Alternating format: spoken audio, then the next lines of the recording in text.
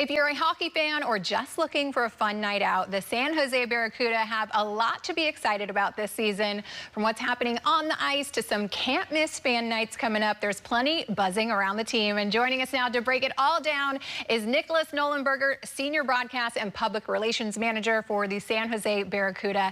Nicholas, Happy New Year. Happy New Year to you as well. Good to see you again. You too. So many fun things happening with the San Jose Barracuda.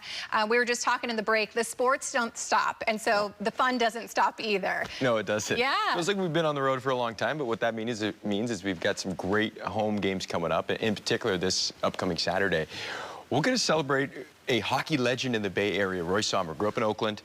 He's the winningest coach in AHL history, more games coached than anybody in the history of the league. That's celebrating 90 years this year. He was with the Sharks organization for 24 years. So he's coming back. We're going to celebrate him. We're going to do a banner-raising ceremony before the game, which is going to be awesome. He'll have family and friends there.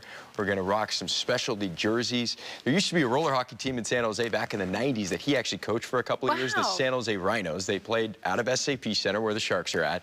And they didn't last that long. It was less than 10 years, but they won a championship when he was the head coach. So we'll wear those jerseys. So that'll be awesome, too. And it ties into the organization. There's still some connections with the Sharks and that team. So a lot of fun. That should be a really fun game coming up on Saturday. Yes, I love that. Any throwback night, I feel like, is so fun, especially when they're changing the jerseys up. Like, fans really get excited about a new jersey change, right? Definitely. I kind of nerd out on the jerseys sometimes, too, especially the ones that kind of pull at your heartstrings when you were born in the 90s. I'm from Santa Cruz, so I grew up in the area, and I went to those games as a kid. So I'm kind of excited to see the uniforms. But yeah, it should be fun. It kind of encapsulates what was just an incredible career. He's a Hall of Famer, is Roy. So it'll be a lot of fun to celebrate him. Yes, so fun. And the fan nights keep on coming. Yes. We have CUDA Olympics coming up. Tell me about this night. Well, we've got the Olympics coming up, of course, and we will have a player potentially who plays for our team currently up with the Sharks, and Pablo Regenda, who should be playing in the Olympics with Slovakia. So that'll be cool to have a tie-in. But we're going to celebrate Olympics as well. So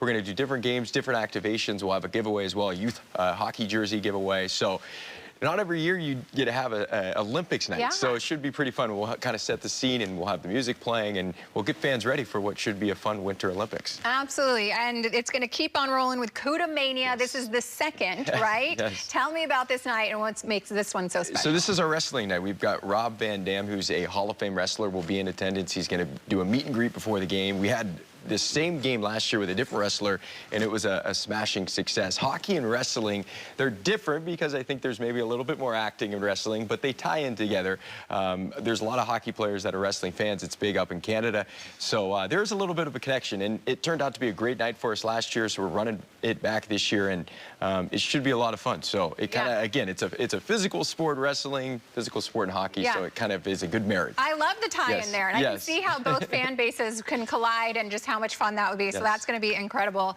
right, we got to talk about the team, though. You know, give me the update. How's it going this season? It's been a great start to the year. The team's within the top 3 in our division. It's a very competitive division. We talked about this last time. The Sharks have gone through a rebuild, and when you go through a rebuild, there's some hard and lean years, but you also get a draft high. So we're starting to see some of the fruits, I guess, of that pain.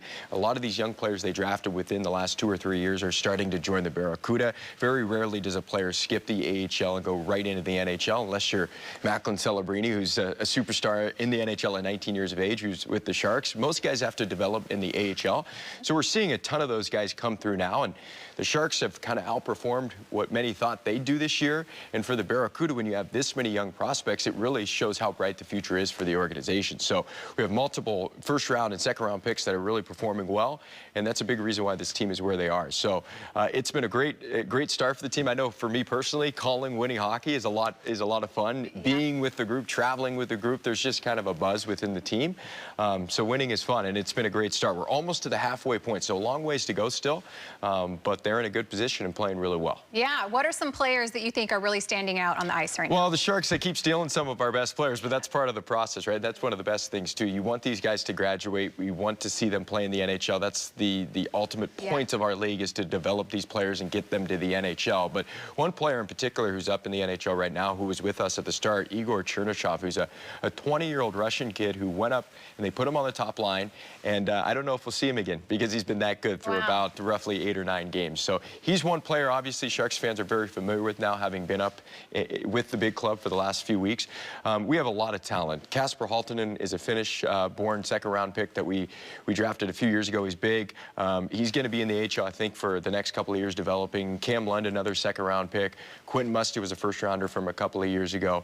On the back end, we've got a young kid by the name of Luca Cagnoni, who was part of the AHL's all-rookie team last year. He's not the biggest of guys, but his skill is just off the charts. So you can go down the list. It's nice when you have a team, a developmental team, where you can point to that many players as potentially being NHLers, because ultimately you're going to get maybe 2 to 3 guys from your team make the NHL and be full-time guys eventually. Yeah. If you have more than that, then you're probably in a pretty good spot. Absolutely. So much fun on the ice, so much fun in the arena for the fans. Nicholas, remind everyone, where can they get some tickets, because you got to come to some games. Yeah, absolutely. And it's kind of the hub of our team is our website, sjbarracuda.com. You can also find us on all social media channels, and we do I think we do a great job of kind of updating fans with fun, informative ways of doing that on social. So follow us on all social media, Instagram, Twitter, so on, and then sjbarracuda.com. All right, Nicholas, I love our Barracuda updates. Thank you so much for joining us. Yes, to learn more about the San Jose Barracuda season and to get your tickets, you can head to sjbarracuda.com.